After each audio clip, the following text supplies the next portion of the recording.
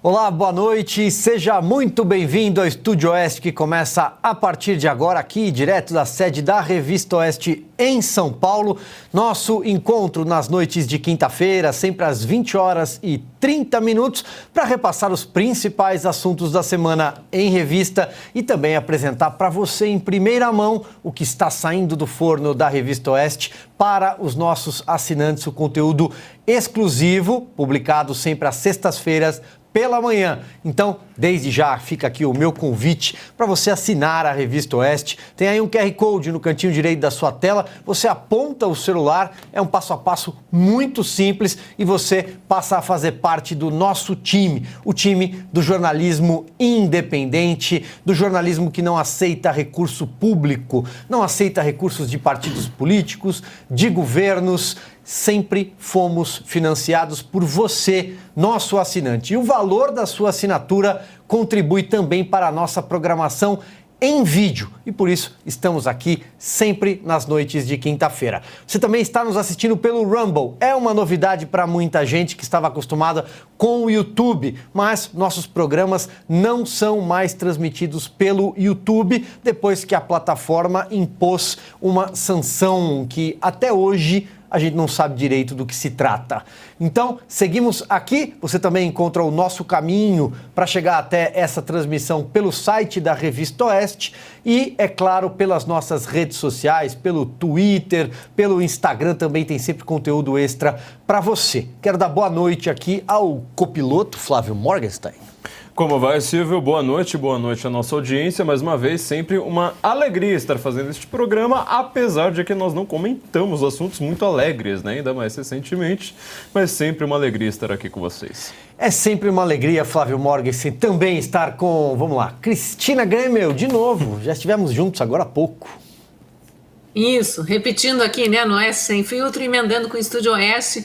Boa noite, Silvio, Flávio, Fabiana, e boa noite a você que nos assiste. Também é uma alegria estar na companhia da Fabi Barroso. Tudo bem, Fabi? Tudo bem. Boa noite, Silvio. Boa noite, Flávio. Boa noite, Cris. E boa noite a todos da nossa audiência. E lembro que semana passada a gente estava anunciando que poderia ter uma tragédia, né? Que era em relação ao Pacheco. Pois é, aconteceu, gente. Vamos contar essa e outras histórias sobre a política nacional, mas antes eu quero continuar falando com você que está pensando em assinar a Revista Oeste, ainda não faz parte do nosso time, está olhando ali para aquele QR Code no cantinho, então vamos mostrar a capa que já está pronta e vai ao ar amanhã. Vamos lá, produção?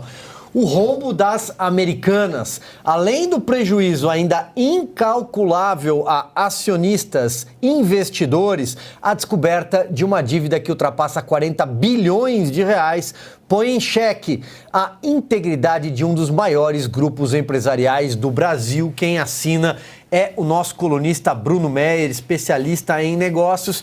E aí, desde já, fica aquela pergunta, né? Onde é que você está lendo a verdade sobre o que está acontecendo nas Americanas? Você vai ler aqui na Oeste, além, é claro, dos nossos colunistas. Tem José Roberto Guzzo amanhã, tem Augusto Nunes, Ana Paula Henkel, Rodrigo Constantino, reportagens especiais, tem reportagens sobre os Yanomamis, uma reportagem sobre o fim do consórcio da imprensa, que não está mostrando tanto das Americanas, porque continuam preocupados em cobrir um governo que acabou já faz mais de um mês, mas eles continuam com a fixação no ex-presidente Jair Bolsonaro, porque evidentemente não querem mostrar este governo que está aí, e eu não vou começar o programa adjetivando este governo.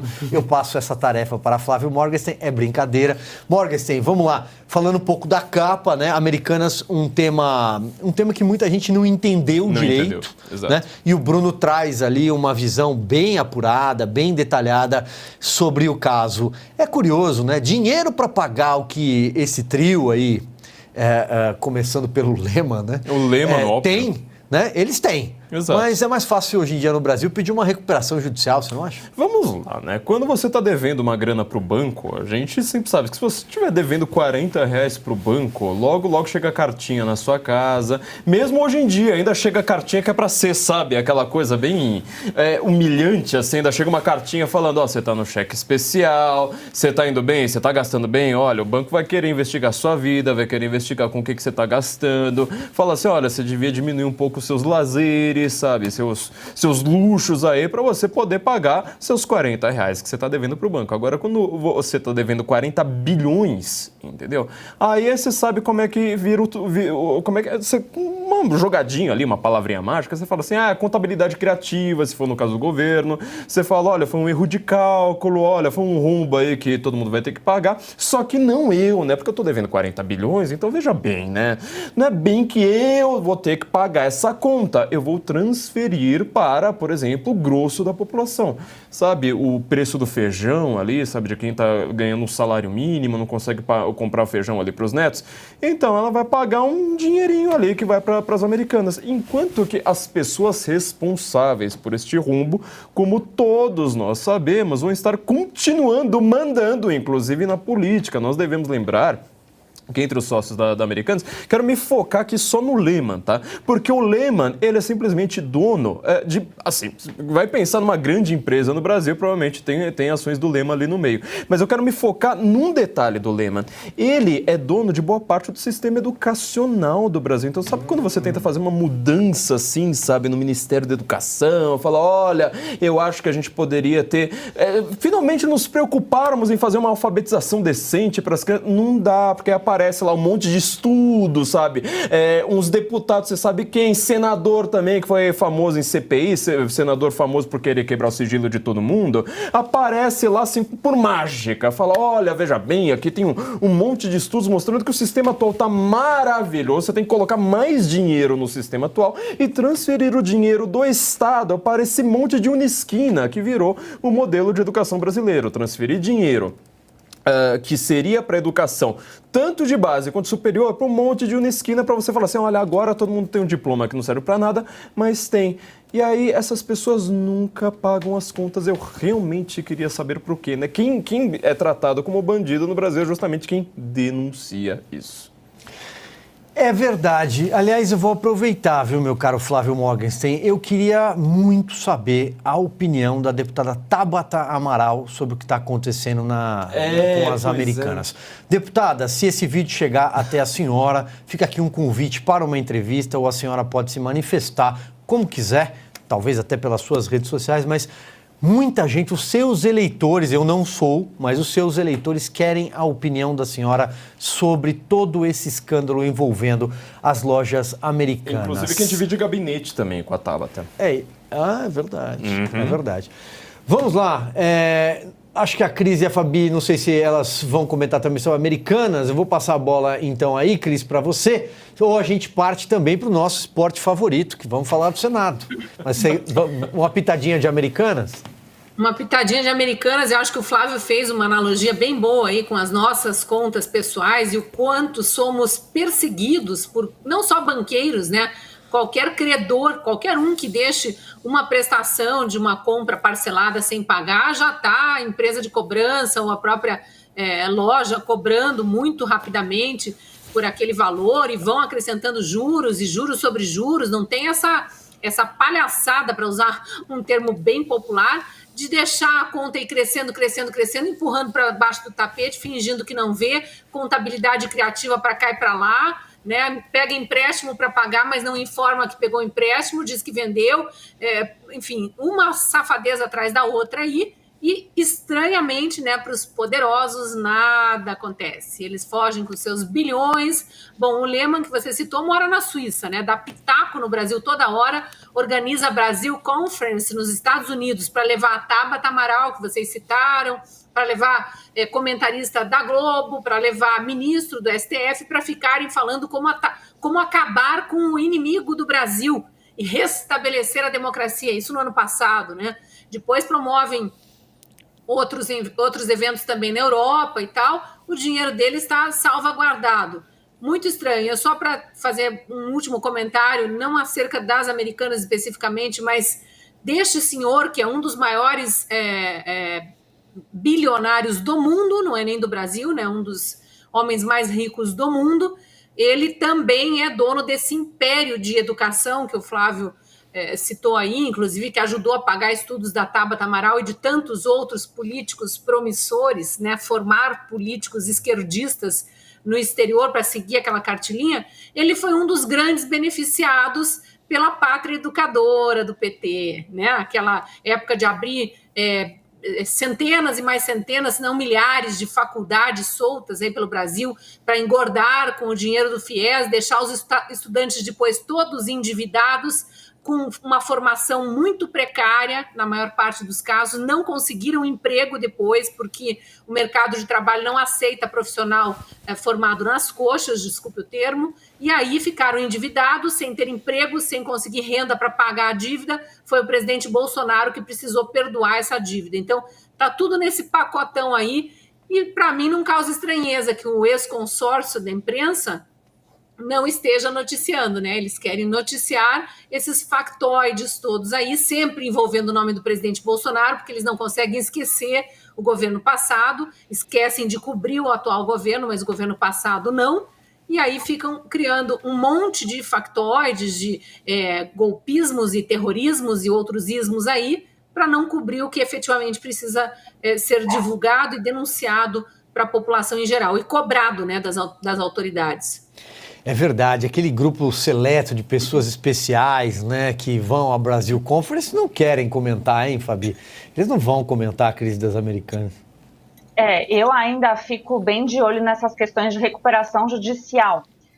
Só para também informar, no mesmo nicho, aí está entrando a recuperação judicial da Oi pela segunda vez, né? Então, recuperação judicial, realmente ela funciona quando a empresa está fazendo algo positivo, mas a gente sabe, né, que é uso mesmo, vai parcelar e etc. E eu sinto, olhando para o Lehman, que é quase a mesma energia lá, semi-energy, né, do Eike Batista. Então, vamos aguardar, porque parece-me que existem outras empresas aí do grupo que o Lehman pertence, da financiadora ali, do grupo de 3 pessoas. Parece que a Ambev poderia, né, ainda supostamente também estar com problemas, mas em relação vai dar para a gente ver uma triste realidade no Brasil. A diferença dos credores brasileiros com a diferença dos credores americanos em relação às americanas, que já pediu na justiça americana, né, o envio aí dos processos dos autos aos Estados Unidos. Lá é sempre resolvido com uma multa gigantesca, né, e isso é bem mais célere do que aqui. Aqui, os credores da Americanas vão sentir bastante, bem como os funcionários que já estão sendo demitidos. Fabi, vamos lá, vou seguir com você então e depois com a Cris para o nosso esporte favorito, que é falar sobre o Senado da República. Porque, veja, olha, por 49 votos a 32, 49. O Senado reconduziu Rodrigo Pacheco por mais 2 anos para comandar a casa. Ele venceu o Rogério Marinho, que obteve 32 votos, mas esse placar fala muito, né? Fala por si só. É um 7-1 para a gente, porque, veja, o Senado é a casa que poderia, de alguma forma, e hoje em dia a gente tem até que tomar cuidado para falar sobre determinados temas, mas conseguir reequilibrar a Praça dos Três Poderes. É prerrogativa do Senado, por exemplo, analisar determinados pedidos sobre impeachment ou arbitrariedades, abusos de ministros da Corte Suprema, instalar CPIs, como também acontece na Câmara, mas não picadeiros como a CPI da Covid, que a gente viu que não deu em nada e não investigou o verdadeiro covidão do Nordeste. O Senado poderia dar uma resposta à população. Afinal de contas, essa renovação das 27 cadeiras, só 1/3 da casa em outubro, foi positiva. Bons nomes chegaram ao Senado, mas a trincheira ainda é pequena, dado esse cenário de velho Brasil. Os senadores optaram por virar as costas para o Brasil. Fabi.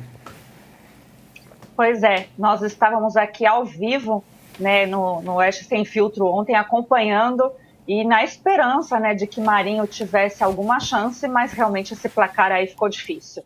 O que fica bem claro para nós é que o Senado é muito difícil de, pelo menos, chegar na atualidade. A gente vê figuras da velha política que já deveriam ter saído do cenário político, mas aí são diversos problemas. Que os senadores se protegem, o próprio, né, judiciário protege o Senado protege o judiciário e fica nisso.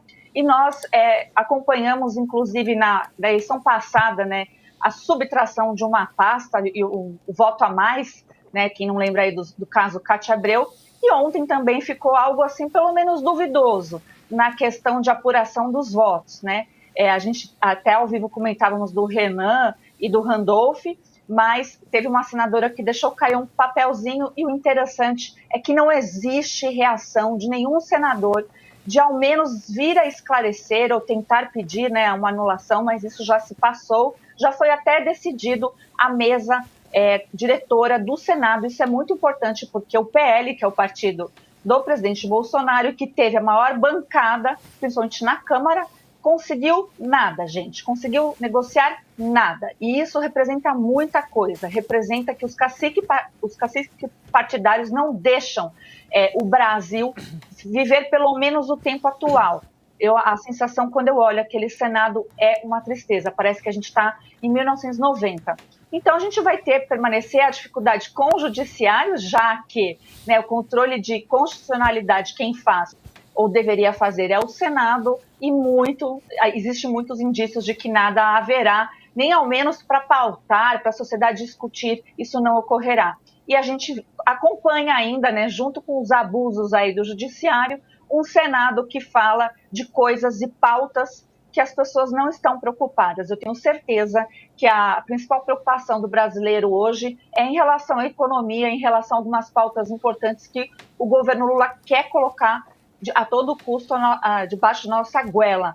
E não necessariamente sobre censura nas redes, mas o discurso do Pacheco, tanto antes quanto depois, foi sim para nos dizer, né, que é preciso fazer uma regulação urgentemente, e no mesmo sentido, para não ficar atrás, o Arthur Lira também declarou no mesmo sentido. Então, para nós, mais censuras, para eles, mais protecionismo. É impressionante, né, como a vida imita a literatura, nesse caso do Rodrigo Pacheco, né, como ele é o perfeito personagem de Eça de Queiroz. Nós já contamos aqui a história várias vezes, em outros programas também.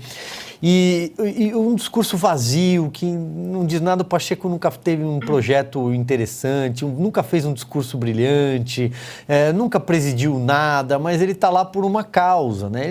Ele justamente não cria problema para ninguém, né? Ele está lá com uma missão. E ele cumpre essa missão, por isso permanece no cargo. E o Senado, né, Cris, como diria o Darcy Ribeiro, né, quando o senador chega naquele tapete azul, com 8 anos de mandato, cheio de benefícios, ele sente que ele está no céu, né? E aí o Darcy Ribeiro dizia, a diferença é que não precisa morrer para chegar lá, né? E pelo contrário, você se reelege, fica 16 anos. A gente entrevistou agora há pouco o senador Jorge Seif de Santa Catarina, uma grata surpresa, uma boa cara nova que chega ao Senado. Mas é fato que o Senado é o retrato de um velho Brasil. Quando a gente vê uma sucessão de Rodrigo Pacheco, já o Alcolumbre já está pronto para voltar daqui a 2 anos, ele que antecedeu o Pacheco. A gente fica lembrando do Sarney, com o Renan, com o Eunício, com o Edson Lobão, do Eunício, do Sarney. E a gente vê que a história vai se repetindo, né? É triste. É triste, Silvia. Várias coisas para comentar em cima da tua fala aí. Primeiro, a boa lembrança tua do acordão Norte-Nordeste, né? Por que o Nordeste tem 9 estados, o Norte tem mais 5, mas se somar todas as populações, não chega à população do Sudeste, e aí a gente tem que ter 3 senadores por estado. A população de São Paulo equivale a menos do que a população, por exemplo, de Roraima numa eleição para o Senado. Isso não está certo, precisa ser corrigido isso. A ideia, eu sei, era fazer com que todos os estados da federação tivessem o mesmo peso ali, mas está muito desigual, e está desigual por causa desses acordões. Então, agora a gente tem um mineiro na presidência do Senado, mas até então era Norte, Nordeste, aquele acordão entre os 3 de cada estado, voltando, parece aquela antiga política do café com leite na presidência da República, que a gente estuda lá nos livros escolares do ensino fundamental, mas a gente vê acontecer isso no Senado, e passa a legislatura uma atrás da outra, e isso não muda, é impressionante. Eu queria fazer um comentário em cima do que você disse, né, que chega ali no tapete azul do Senado e se sente no céu, parece que está no céu, mas não precisa morrer. Eu acho que ontem vários morreram para o eleitor, e morreram, mas bonito mesmo. Vou citar o caso aqui do meu estado. Paraná elegeu em 2018 um nome novo, que é Oriovisto Guimarães, que é um grande empresário, dono do Grupo Positivo, fez muito sucesso ao longo da carreira, inclusive no meio educacional, é um grupo muito forte aqui no meio educacional, tem uma universidade com um campus que parece dos Estados Unidos, uma coisa impressionante, tem Positivo Informática, enfim, e é um cara que veio com uma capacidade de gestão para a vida pública e vinha fazendo um bom mandato, e ontem ele pisou na bola com o eleitor, porque ele não revelou o voto. Então, a gente já sabe quem não revelou, em quem votou. E foi muito pressionado até a véspera ali para tentar ir na candidatura Marinho, porque ele tem muitas pautas que ele quer ver aprovadas, pelo menos ele vem dizendo isso ao longo dos últimos 4 anos, e não vê por causa da omissão, primeiro de Alcolumbre e nos últimos 2 anos de Rodrigo Pacheco, como, por exemplo, a prisão após condenação em segunda instância. Mas calou-se. O outro nome que foi eleito em 2018 pelos paranaenses é Flávio Arnes, que é petista, raiz, mas na época estava no PSDB, porque eles vão migrando, né? Ele foi, inclusive, vice-governador de Beto Richa, aqui no Paraná, pelo PSDB, e se candidatou ao Senado. E ele agora passou por Podemos, se elegeu... ele passou por Podemos depois de ter sido eleito pelo PSDB, e agora acabou de mudar para o PSB. Então ele fica da esquerda para o centro, volta para a esquerda, mas ele foi eleito porque na época, em 2018, as outras opções para o Senado aqui no Paraná ou eram PT raiz, ou era Roberto Requião, que ninguém queria mais, ou então Beto Richa, que tinha acabado de deixar o governo do estado e estava preso. Ele foi preso durante a campanha na Lava Jato regional aqui. Até hoje tem complicações na justiça. Então, por falta de escolha, acabamos nós, paranaenses, elegendo Oriovisto Guimarães e Flávio Arnes, que ontem deram as costas para o que a maior parte dos paranaenses pediam. Então, Sérgio Moro, que tem muitos questionamentos aí acerca da vida pública dele na política, mas foi aparentemente quem salvou, ainda que os votos não tenham sido abertos, mas declararam os votos antes dessa forma. Flávio Arnes declarou para Pacheco, Sérgio Moro para Marinho, e o Oriovisto não declarou, imagina assim, quem votou. Isso aconteceu em muitos estados. Aqui no Paraná, pelo menos de ontem para hoje, dos paranaenses que eu sigo, todos dizendo 2026 não tem reeleição para esses dois. Aliás, nem mais para síndico de prédio, como dizem aí. E o meu último comentário, desculpe me estender, mas acho importante, acho que vou deixar para a Fabi dar uma refletida sobre isso, é a história do voto aberto.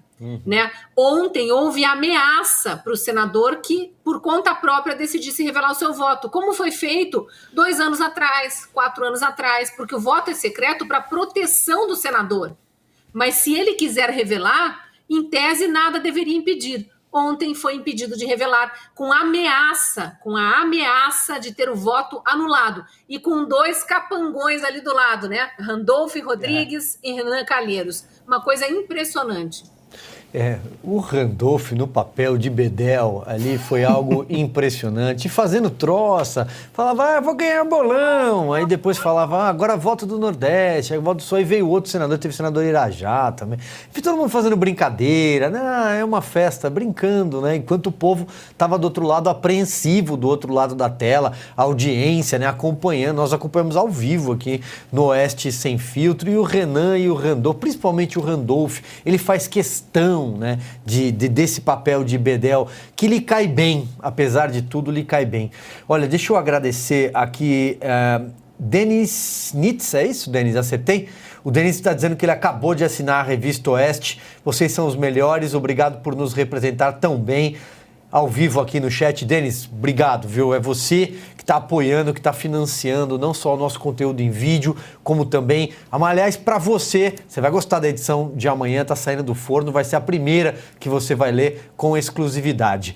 Flávio Morgenstern, e para você, eu vou mostrar então, em homenagem ao Denis, a charge que já circula da nossa edição de amanhã. Vamos lá? Tá aí, então temos Pacheco e... Quem é o outro, meu caro Flávio Morgenstern? Eu vou ler só o balão aqui. Eu vou deixar para os nossos telespectadores acompanharem aqui, ó. Checão, parabéns pela reeleição. Você sabe que somos todos isentos e não torcemos por ninguém. O Schmock assina essa charge. E aí? Eu queria... Olha, muita coisa para comentar de fato, né, sobre essa eleição do Senado.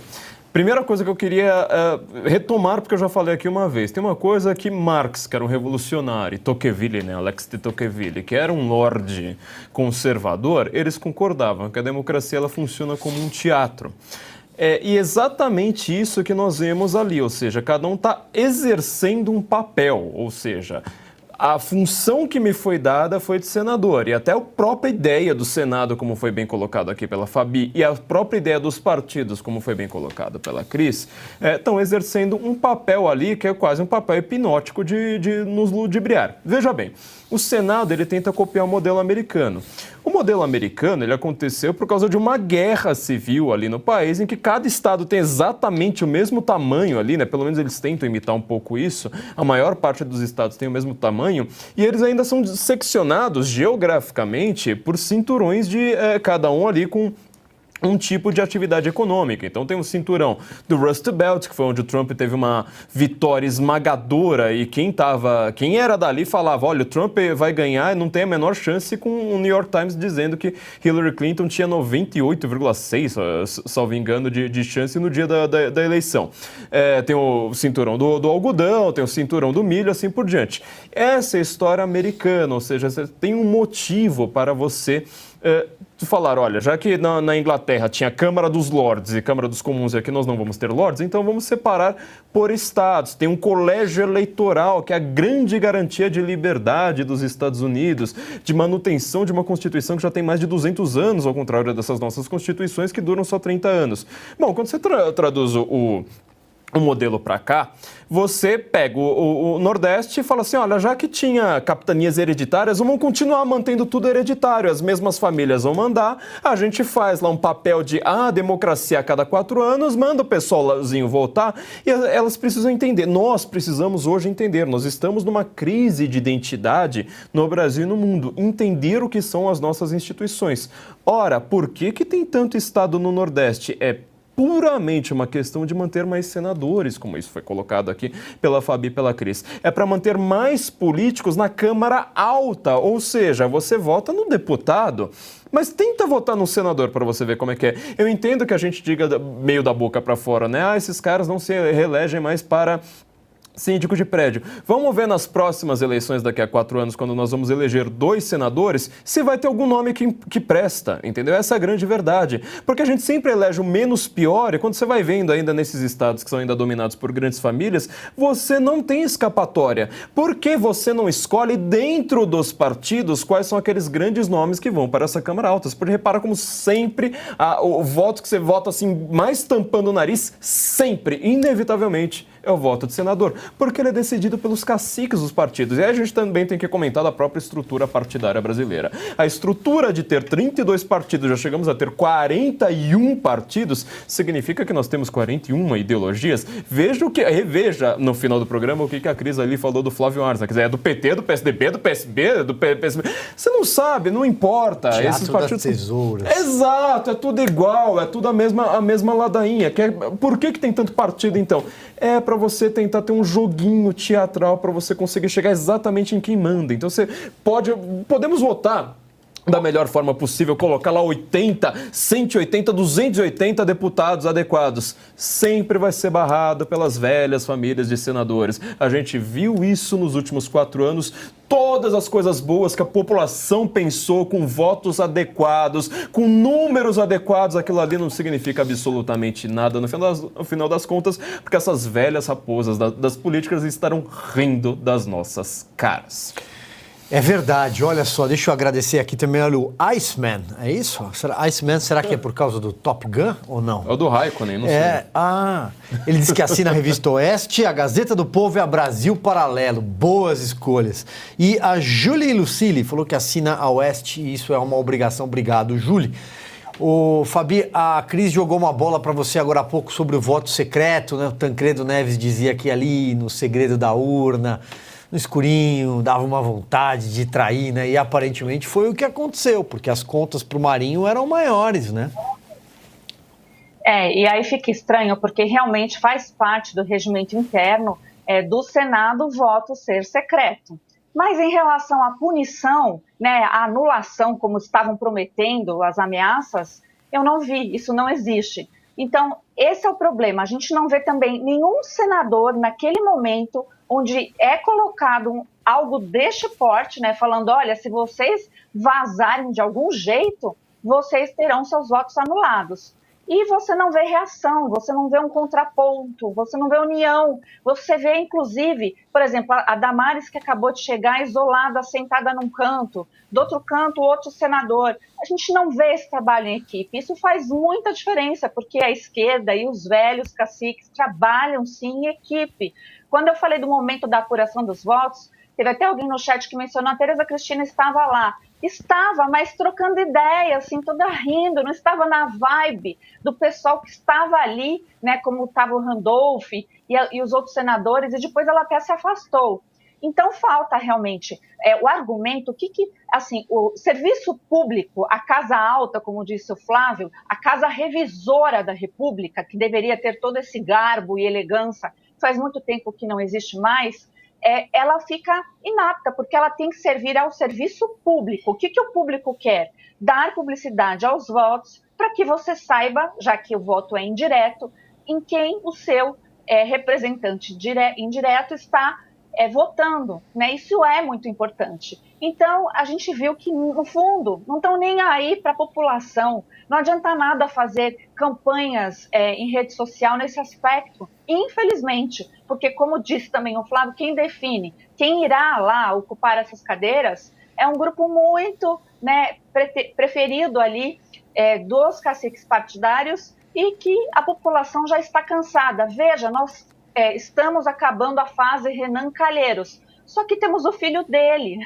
Então, parece que o Brasil vive em looping. E a questão da anulação jurídica aí, o direito, quando falam, confundem o direito constitucional de que o eleitor tem direito ao seu sigilo, mas também não é vedado que o eleitor revele, né, com alguma punição. E o mesmo fica aí para os senadores, e o que a gente vê é uma grande tristeza e nenhuma argumentação válida ali naquele momento, e eu sei que tem vários advogados ali como senadores, uma pena. É uma pena. Silvio. Diga lá, Cris. Tava dando uma olhadinha no chat aqui, muita gente comentando coisas pertinentes, até te mandei um aí pelo nosso grupo, mas o Fonseca 21 dizendo o seguinte, Viana de Minas mudou de partido ontem. Então eles já foram mudando de partido. Eu lembrei também da história dos ministros que deixaram de ser ministros para ir votar no Senado e na Câmara. Acho que isso é importante de lembrar. É mais uma palhaçada que tem que ser mudada no Brasil. Isso tem que acabar, não pode. Aí hoje já voltam a ser ministros de novo. Nós pagando toda essa farra? Não dá, não tem condição. Para ir lá votar contra o que a gente quer. Aí estão lembrando aqui também que o Cajuru recebeu o telefonema do Supremo, inclusive dizendo que o Cajuru é mais um que o povo de Goiás não vai perdoar e vai demitir nas próximas eleições, não se elege mais. Essa história de ministros do Supremo fazendo ativismo político explícito, ligando agora há pouco no Oeste Sem Filtro, a gente entrevistou, como você disse, Silvio, o senador Jorge Seife, de Santa Catarina, e ele dizendo, eu presenciei isso. Então, ele é um testemunha. Mas, Cris, né? Isso é ele crime. Presenciou.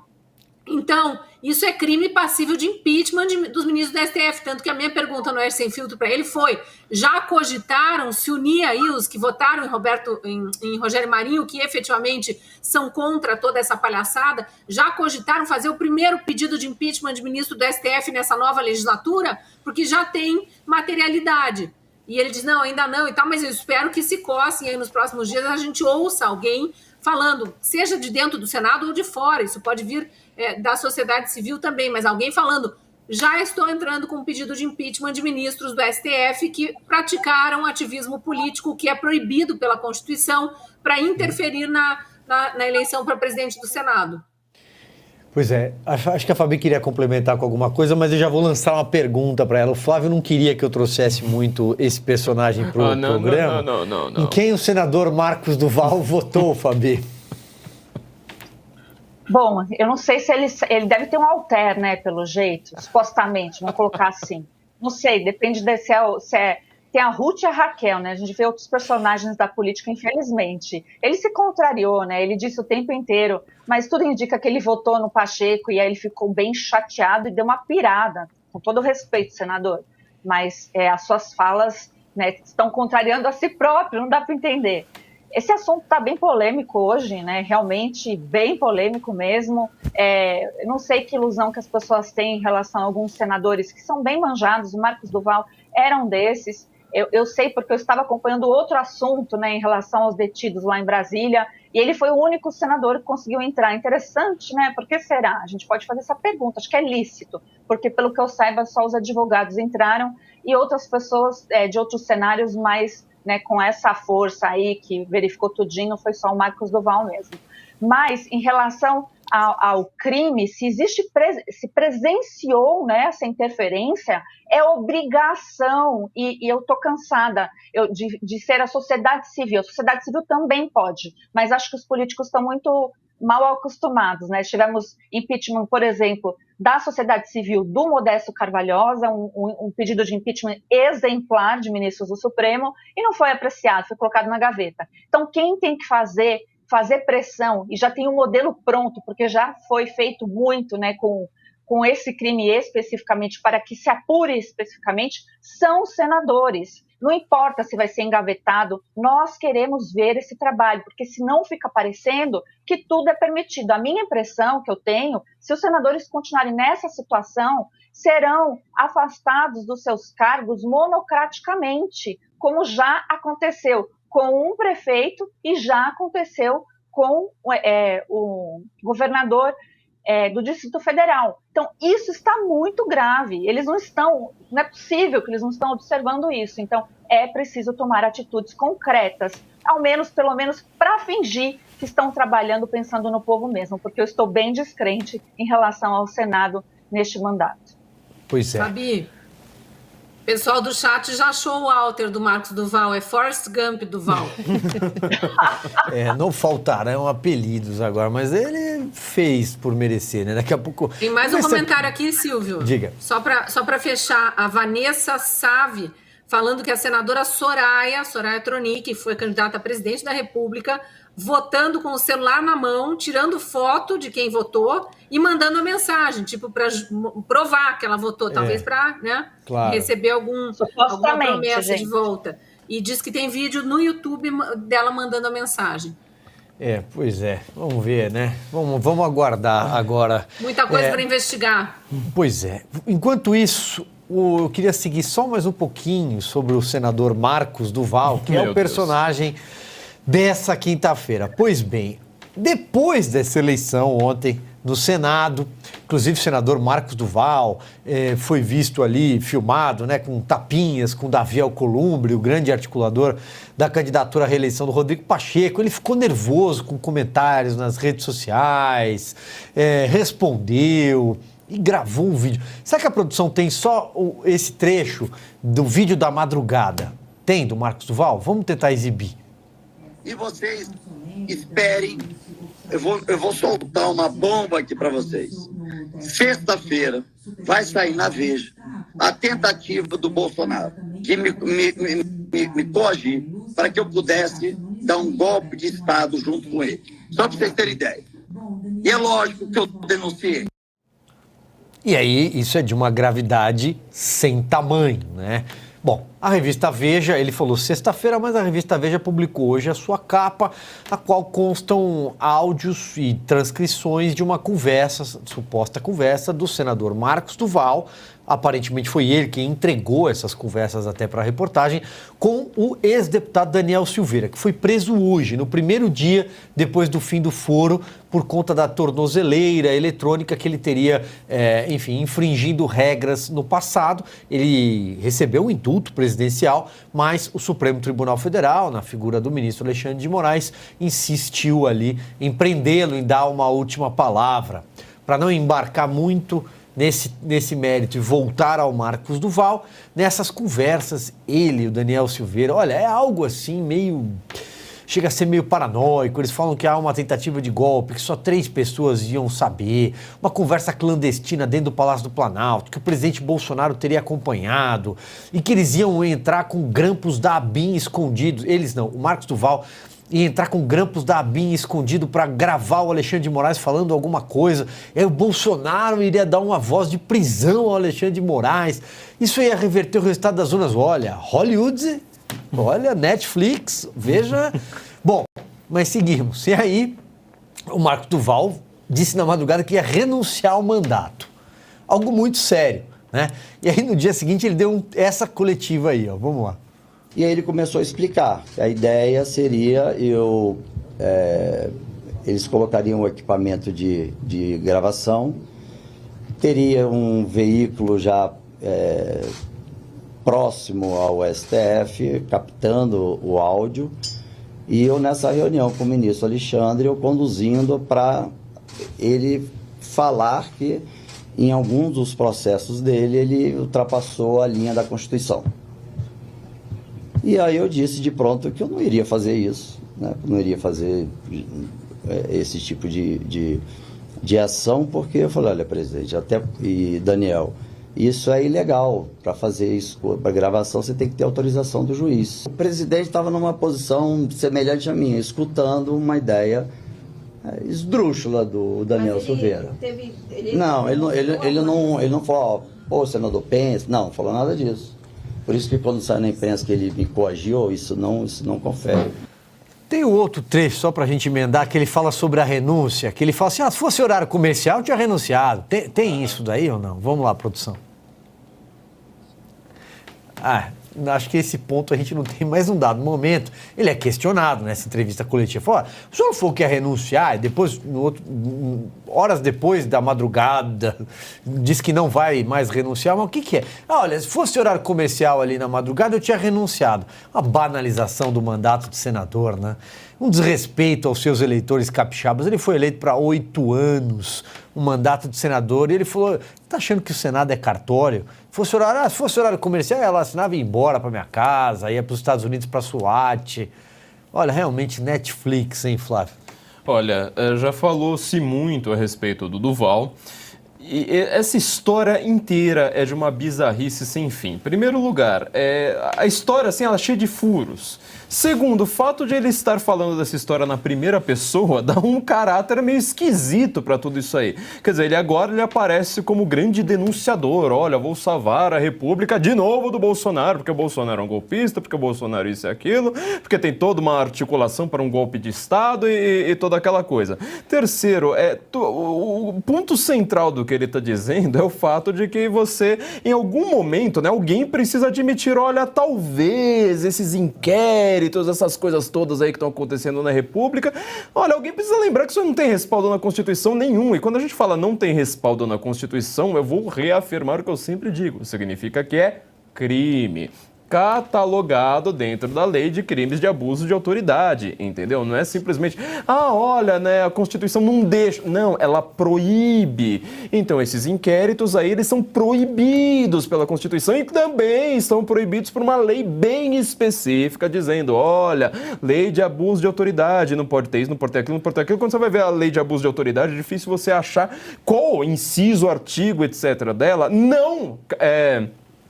parece estar falando diretamente desses inquéritos. Ou seja, alguma hora alguém vai ter que admitir essa, vamos dizer, obviedade suprema, porque é muito curioso como nem a imprensa, a gente já vai falar do consórcio da imprensa, nem a imprensa tem coragem de dizer, olha, na verdade é tudo legal. Não, eles simplesmente dizem, é uma ilegalidade danada, não só uma ilegalidade, como é uma coisa contra a democracia e, portanto, ditatorial. E a gente não liga, já que são contra os nossos inimigos.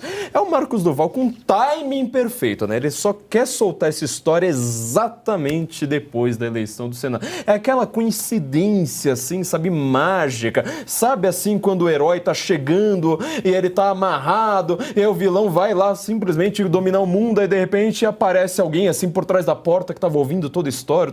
É enredo de filme de, sei lá, 19ª categoria. E aí ele fala de tudo agora, né? Como se fosse, olha, eu não tinha nada a ver com isso, olha, eu não queria dar golpe nenhum, olha, na verdade a culpa é inteira do Bolsonaro. Daqui a pouco fala, não, na verdade eu não culpei o Bolsonaro. Mas espera aí, você não falou que iria deixar na Veja uma prova de que existia um golpe do próprio Bolsonaro?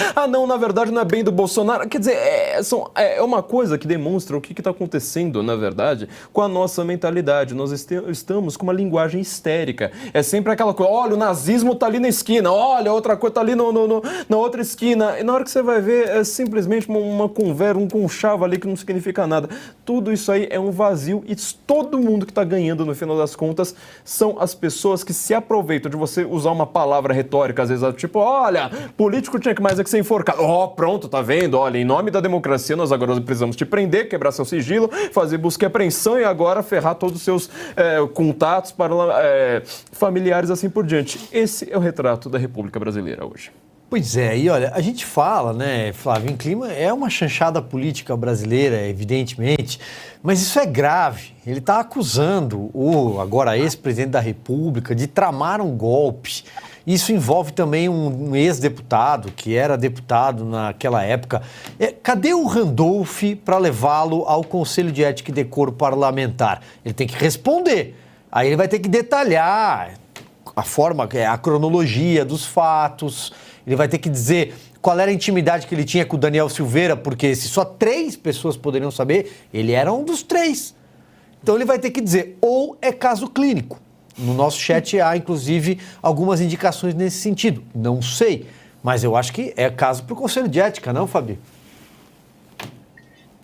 Lógico que sim. Interessante que você citou o Randolph. O Randolph, no meio da treta toda, né, na mudança de vertente, de visão aí do próprio senador, ele falou, é golpe, seus golpistas, olha lá, armando. Aí depois, com o passar das informações, ele veio falando, tadinho, é só um caso psiquiátrico, vamos seguir na luta para um Brasil melhor. Então é esse o nível, né? Então já dá indícios de que vai tocar em algo importante. E a gente precisa lembrar o contexto inteiro. O Marcos Duval foi o senador que chegando dizendo, olha, eu tenho provas de que Flávio Dino sabia da invasão do dia 8, e de repente faz toda essa palhaçada. Eu particularmente tenho, porque eu recebi de uma pessoa que me mandou uma live que o senador Marcos Duval estava fazendo assim, meia hora antes das eleições, e ele dizendo, olha, tem que ser secreto o voto, porque isso vai beneficiar quem vai votar no Marinho. Fiquem tranquilos, aquela coisa de tentativa de jogar, né, o 4D na nossa cara. Eu tenho esse vídeo, então já mostra, no mínimo, muito desequilíbrio e desapreço com o mandato que é da Casa Alta, da Casa Revisora, que tem 8 anos, que é majoritário, tudo isso. Então, também, vou ficar aqui no pé dos senadores para fazer uma representação sobre decoro, né, na Câmara de Ética. É necessário isso. Eu estou esperamos medidas e espero de verdade que as pessoas, infelizmente a gente tem que dizer isso, mas que os nossos congressistas se inspirem em Randolph Rodrigues. Randolph, você piscou, o processo já está no balcão do STF. Então, dê seus pulos aí, senadores, porque vocês têm competência, jurisdição para fazer isso por nós. Nós ficaremos no pé, porque não dá para viver com esses tripolares aí num cargo tão importante como o Senado. É isso, Cris. Jogo então a bola aí para você. A gente já comentou isso no OS Sem Filtro, né? Mas, de fato, ninguém vai levar esse caso para o Conselho de Ética. É muito grave o que ele falou. A gente fala, repito, em clima de chanchada política brasileira, mas é grave a acusação que ele fez. É tudo gravíssimo, né? É tudo gravíssimo. E aí eu vou ter que repetir alguns dos meus comentários lá no Oeste Sem Filtro. Peço desculpas para quem estava conosco no Oeste Sem Filtro e continua conosco aqui, mas eu acho importantes. Primeiro, trazer o que o Fonseca está dizendo aqui no nosso chat. Val foi cobrado pelos eleitores capixabas e pirou. Parece que pirou depois de cobrado mesmo. Mas o fato é que existem inúmeras fotografias e vídeos dele com o presidente Bolsonaro fazendo arminha, todo feliz, como se fosse, sim, apoiador do presidente. Agora ele vem dizer que ficava constrangido quando era chamado pela imprensa de bolsonarista. Não, senhor senador, o senhor se locupletou muito desse apelido de bolsonarista. Esteve ali, sim, na equipe de apoio ao presidente Bolsonaro, pelo menos até um determinado momento. Então não adianta cuspir no prato que comeu agora. Aí você falou do timing, né, Silvio? Estranho que no dia seguinte da reeleição de Pacheco, no meio de todas essas circunstâncias estranhas que a gente já apontou aqui na rodada anterior de comentários, e teve mais um fato ali que a gente não comentou, que foram os tapinhas no Alcolumbre, o abraço apertado ali do Val e Alcolumbre celebrando a vitória de Pacheco, mas depois disso ele vem e faz essa denúncia na madrugada com quem? Com os meninos do MBL, aqueles anti-bolsonaristas histéricos que também eram bolsonaristas e viraram a casaca em determinado momento. E fazem de tudo, hoje em dia, para jogar todos os problemas do Brasil nas costas do presidente Bolsonaro. Então, esse timing, e aí, horas depois dessa live tão polêmica, com essa revelação bombástica do que estaria na Veja, Daniel Silveira é preso. É tudo muito, mas muito, muito estranho. Não é só o Conselho de Ética que precisa ser acionado, não. Para mim, teria que ter investigação grande. Não se o que ele está dizendo, isso também, mas se o que ele está dizendo é verdade. Mas por que ele disse, por que disse agora, por que desdisse, por que disse de novo e desdisse de novo. E só relembrando aqui, fiz isso no Oeste Sem Filtro, faço questão de fazer de novo. As palavras de Marcos Duval, o senador, para Arthur Duval e Renan Santos, do MBL, na última madrugada. Vou soltar uma bomba na Veja na sexta-feira. Tentativa de Bolsonaro de me coagir a dar um golpe de Estado com ele.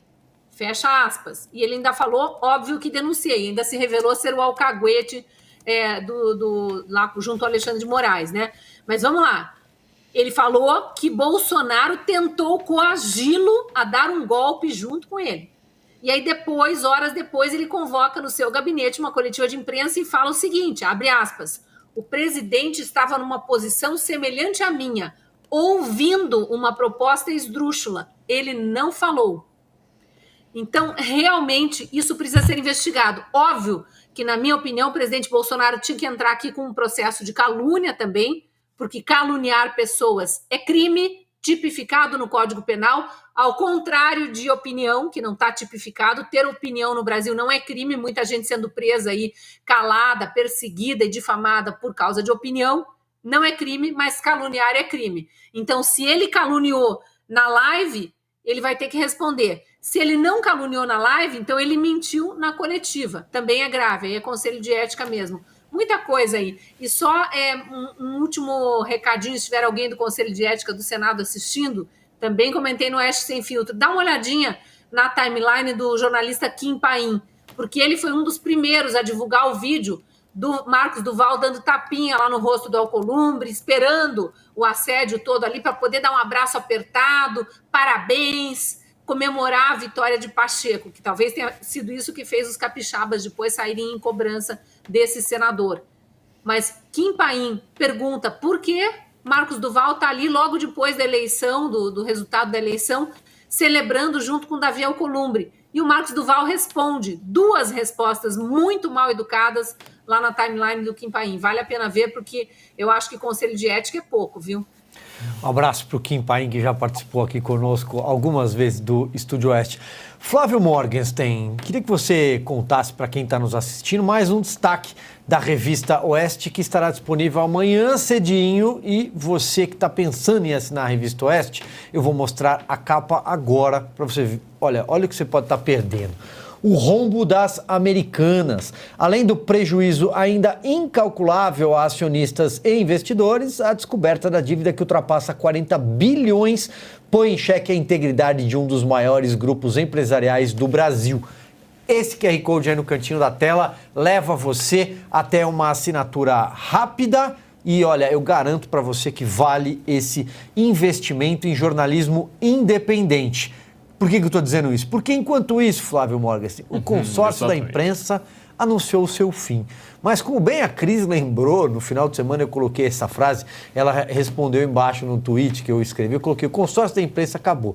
E ela falou sobre o prejuízo, né? O legado que esse consórcio... O legado é uma palavra complicada que tem conotação positiva. Deixou. Ela vai falar já sobre isso. Mas e aí, herança Flávio? Maldita. Herança maldita. E aí, Flávio, temos reportagem sobre isso? Acabou o consórcio? Não, para mim essa é a grande questão, não acabou e é muito importante que a gente diga isso aqui. Eu tinha falado agora há pouco que as pessoas estão cumprindo um papel, né? Eu estou cumprindo o papel da Câmara Alta de Senado, né? Você pode reparar como, por exemplo, o Senado não tem um tiririca, né? Não tem esses deputados que são meio folclóricos, porque seria uma Câmara mais alta, ou seja, das pessoas mais bem versadas em lei, que falam bem, que conseguem se entender em latim ali com o jurídico, assim por diante. A gente vê que na prática, né, olha o que a gente acabou de dizer aqui, né, na prática não é isso que acontece.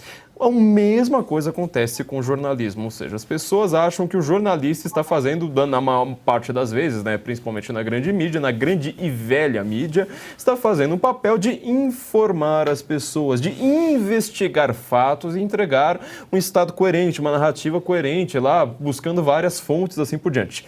Não é isso que acontece já há muitas décadas. Acho que a maior parte de nós já passou aqui pela grande mídia. A gente sabe que os grandes jornalistas do Brasil, dentro da grande mídia, são raras exceções. Você consegue achar 2 ou 3 ali por redação.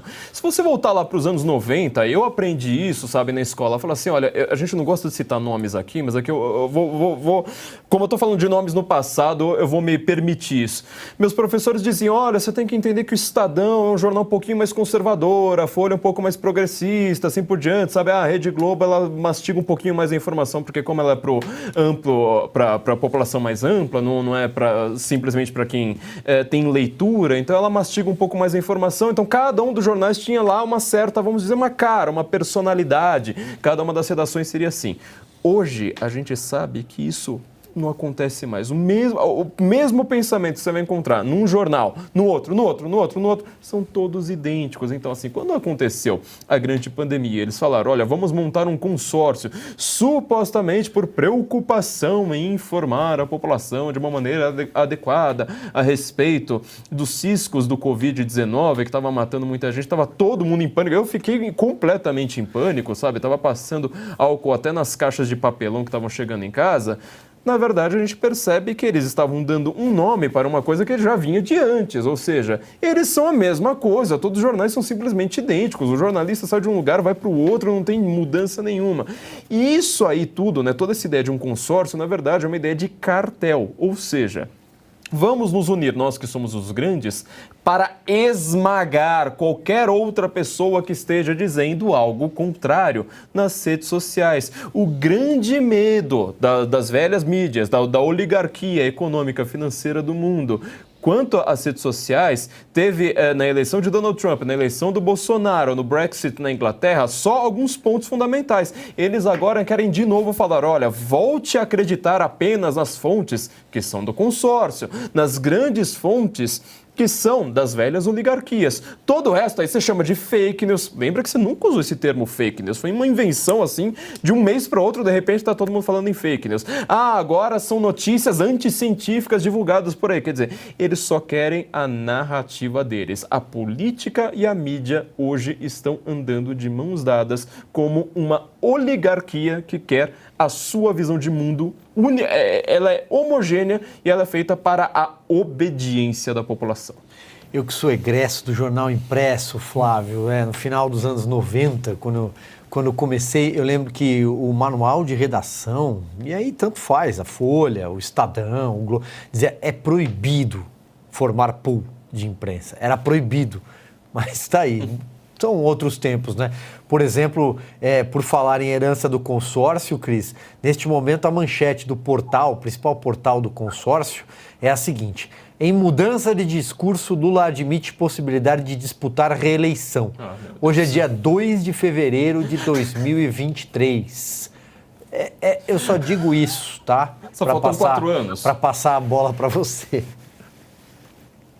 É inacreditável, né? A gente tá num pesadelo e parece que em looping, assim, parece que as coisas não param de acontecer e conseguem nos surpreender para pior. Quando a gente acha que já chegou, aquela velha frase, né? Quando acha que o Brasil já chegou no fundo do poço, tem mais alguns Randolphs da vida puxando um alçapãozinho para mostrar que tem mais buraco para cair ainda. Só que eles estão se afundando no buraco, não somos nós.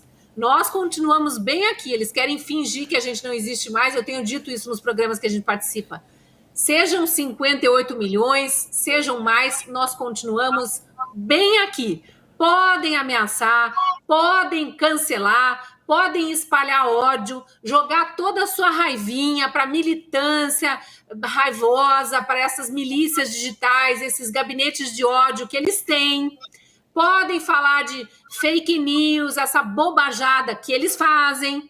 Podem fazer o que quiser. Nós continuamos bem aqui. Ninguém deixou de existir e nós aqui, ninguém abre mão dos seus valores. Valores para a turma do lado de cá, eles são inegociáveis. Não vai ter apoio a bandido do lado de cá. Então, se tem coisa para investigar, nós vamos pregar que se investigue, e se tem coisa errada, nós vamos estar apontando. Não tem passada de pano aqui para ir dar a tapinha no rosto e abraçar quem está atuando contra o Brasil. E muito menos para bandido que já saqueou, já lavou dinheiro, já corrompeu todo mundo ao seu redor, já tomou conta de estatais, de banco público, se abraçou com o ditador e agora vem pagar de bonzinho, de democrático. Não, desculpe, mas a gente não cai nessas historinhas, não. Eu sei que eu me desviei um pouco do assunto aqui, Silvio, mas a gente vai vendo as notícias se acavalando, e aí o consórcio, né? O consórcio fingindo que nada disso que eu falei aconteceu, o consórcio que cobriu Lava Jato, que cobriu os crimes, que sabe dos processos, que sabe que alguns foram arquivados, mas as provas continuam lá. Não houve inocência de ninguém, foi só tramóia, manobra. Então, não adianta agora fingir que não estão vendo e fingir que não está tendo um desgoverno absolutamente ilegítimo aí. A gente pode não falar mais coisas, mas a gente não tem que concordar com quadrilha tomando conta do Brasil. Então, realmente é revoltante. E a gente vê o Senado ontem um microcosmo de tudo isso, né? Já que lá em cima pode fazer, por que não aqui? É verdade, Fabi, por falar em consórcio, a gente acaba pegando alguns trechos de imagens aí de emissoras de TV que caem nas redes sociais, eu não assisto, mas vejo. E a verdadeira Liga da Justiça do consórcio, né? Porque o Kim Paim usou até esse termo outro dia. Eles se sentem os justiceiros, eles enfrentam os políticos, chamam de bolsonaristas, interrompem, né? Realmente... O consórcio pode ter terminado no CNPJ, né? Da associação. Mas deixou realmente uma herança aí. Sim, mas se isso fosse investigado até daria grupo econômico, mas esse é outro assunto. Mas eu queria voltar um passo atrás que o Flávio estava falando, em relação, nós temos leis que protegem antitrust, que é justamente o monopólio. E no caso que visa, né, proteger para que não haja um monopólio econômico de algo. Só que no caso da imprensa, vai muito além, não é somente esse tipo de monopólio que perturba a sociedade, não deixa um ambiente competitivo, mas é o controle da narrativa, né? Então isso nós assistimos realmente na pandemia acontecendo, ninguém podia divergir, e hoje até na apuração aí desses fatos, né, da tripolaridade do senador Marcos Duval, Eu fiz questão de assistir essas outras mídias porque o Marcos Duval desmarcou em um lugar e foi dar entrevista naquela emissora muito famosa que praticamente está militando, né? Acho que eles são, não sei, advogados ou jornalistas particulares aí do presidente Lula. Então ele foi lá e você vê, né, nitidamente esse relacionamento que não tem a ver com a verdade, tem a ver muito mais com a imposição da narrativa. Então é impressionante, né? Dizendo que se o Bolsonaro ficou em silêncio em relação a esses fatos, é muito preocupante. Depois vazaram que o senador disse que falou com Alexandre de Moraes nos corredores ali de uma sessão e outra, mas foi uma conversa muito rápida, porque entre defender o próprio senador e o ministro Alexandre de Moraes, então eles fizeram a opção por defender o ministro Alexandre de Moraes.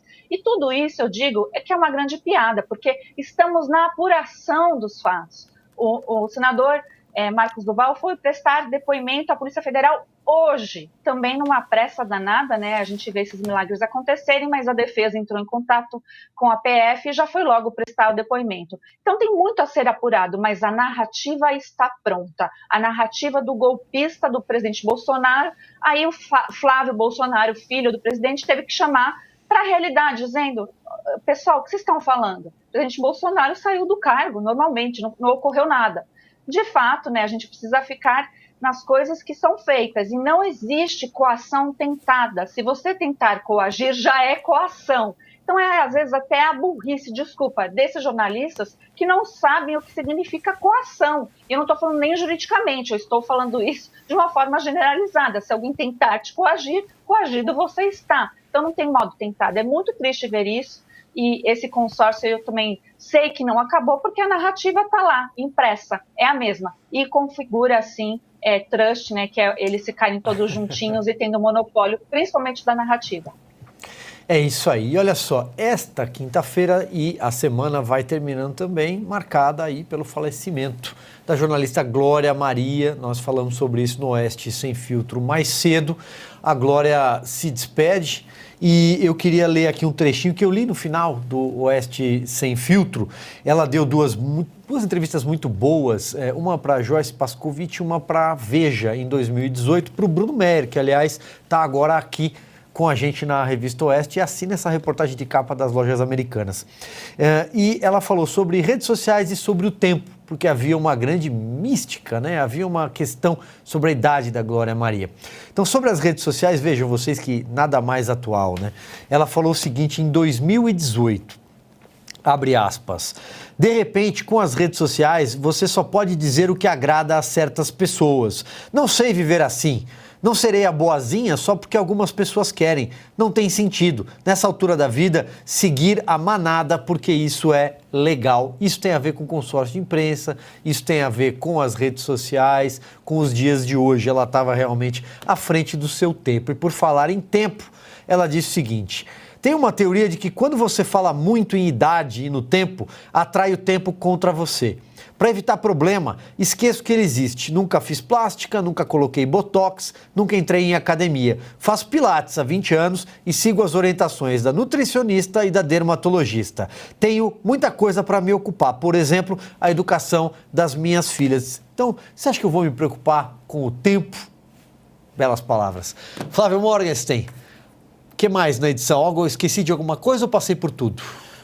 Não, tem bastante coisa, porque a edição ainda a gente tem entrevistas, falamos até sobre depressão nessa edição, tem coisa para... Nossa, tem muita coisa ainda para comentar. Você assine, o QR Code, eu estou vendo daqui, o QR Code está ali no cantinho, você assine para ter acesso ao nosso jornalismo, aquele material mais requintado, que nós deixamos ali os textos mais longos, mais interessantes para você ler ali com calma, aprender de fato, estão aí na nossa edição. Eu queria só comentar uma última coisa, né, que a Fabi estava falando agora a respeito ali, tanto dessa história do Senado quanto dessa mídia. A gente tem que lembrar que, inclusive, essa mídia, como consórcio, ela, na verdade, foi atuante constantemente como se fosse uma fonte do direito. O direito no Brasil, ele mudou, é só você ver as peças jurídicas que chegam lá em cima, bem lá em cima, elas chegam assim, como amplamente divulgado pela mídia, tal, como amplamente divulgado pela mídia, tal. Quer dizer, você não precisa mais agora ter uma investigação policial, você não precisa mais agora ter um indício de algum crime ocorrendo. Aí vai lá uma autoridade policial autônoma, não fizeram escarcel aí por causa da autonomia da PF, agora pode mexer ela em tudo, 18 estados trocando ali, ninguém deu um pio. Tem que ter uma autoridade policial autônoma para investigar esses indícios e ver se consegue colher uma prova. Depois da prova, você vai lá, colher toda a narrativa, etc. Não, você simplesmente precisa de uma narrativa. Olha, a grande mídia, o consórcio da grande mídia, disse que essa pessoa é bolsonarista, é o termo que eles adoram usar. Coloca a pecha de bolsonarista em alguém, você pode quebrar o sigilo dele, pode fazer busca e apreensão, pode fazer o diabo, pode rasgar a Constituição na cara dele, assim, ó, toma aqui a Constituição que você acredita, ó, rasga lá na cara dele, pega todo o Código de Processo Penal, bota fogo na cara dele e fala assim, agora eu vou destruir a tua vida. Depois que a sua vida está destruída, não encontra um crime nenhum, é sempre engraçado, encontra lá, tipo, meia dúzia lá de postagens em redes sociais, como se isso fosse um grande crime, e vai lá, olha, agora vamos precisar fazer um inquérito para investigar as redes sociais, investigar as postagens nas redes sociais. Tudo isso com base no que saiu na mídia. Aí, estes mesmos senadores, e olha os nomes que a gente estava citando lá no comecinho, lembra? Estes mesmos nomes vão lá fazer CPI, fazer as coisas mais autoritárias da República, de novo com base na mídia, para irem dar entrevista este consórcio, e na hora que termina, e assim, são senadores que já perseguiram jornalistas, que já falaram mal de jornalistas mulheres, como se elas fossem, não vou nem dizer o que é, mas você sabe de qual senador que eu estou falando e de qual jornalista eu estou falando, como que ele a tratou em público, como se ela fosse assim, bom, você já entendeu o que eu quis dizer.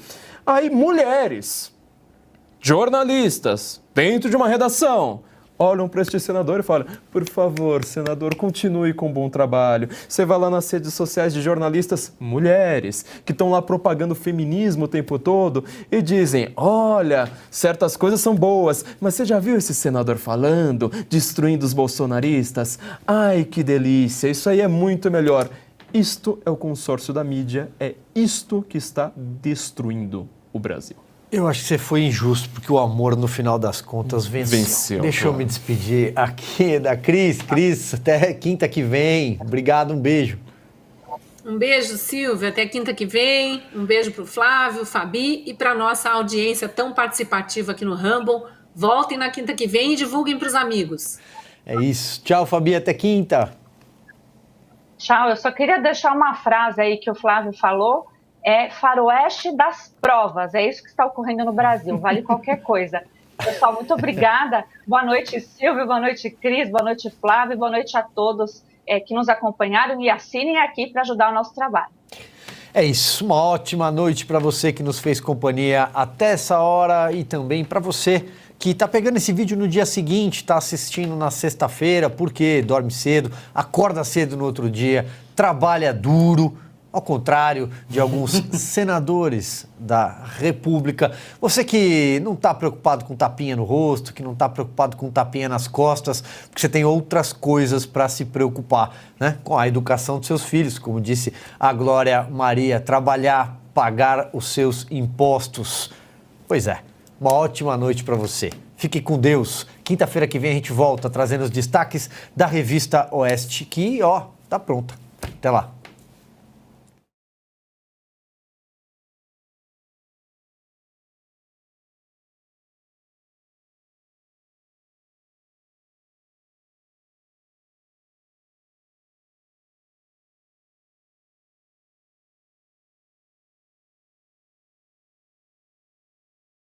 Entre todos os jornais e revistas do país, a Oeste é a melhor.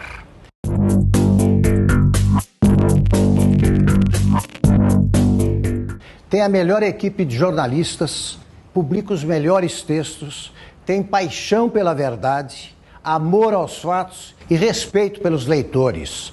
A Oeste não aceita publicidade oficial. Ela precisa do seu apoio. Assine.